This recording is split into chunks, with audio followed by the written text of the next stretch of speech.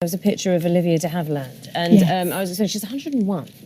And, Indeed. I was explaining she's come out of seclusion to sue over a docudrama. What is this story? This is rather a glorious story. I have spent the last 3 years with 6 women over 100 for a book I've been writing, and I know the body withers, but the ego must persist, or what's the point? And Gloria de Havilland is really putting her point across with vim at the age of 101. She's most aggrieved because the depiction of her in a docudrama, Feud, which features her sister, Joan Crawford, as well as Bette Davis, and the feud between those two women, she feels is a misappropriation of her reputation, her image, and what actually happened.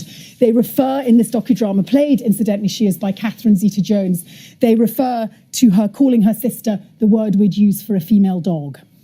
And it's not gone down well, and the court hearing starts in Los Angeles on Monday. The reason this is significant, beyond a demonstration of the vim available in extreme old age, is that it could have profound implications for the way in which we depict real people in fictional dramas. I mean, The Crown is a big example, for instance, because actually, does this mean in future they've always got to be authorised by the people in those films, unless they're dead? Yes, often it's called a version of history. I'm intrigued as to what you've learned from hanging out with, is it six women over 100 years old? Indeed, what have you learned from that? I have learned that it's not just about living, it's about living well. Obviously you need genetic luck, good genes, but all these women, there's no one bullet. Some have great families, some have great church, some have great professional interests, but it's about remaining relevant, not being too judgmental, keeping up with contemporary events, and staying engaged with your community.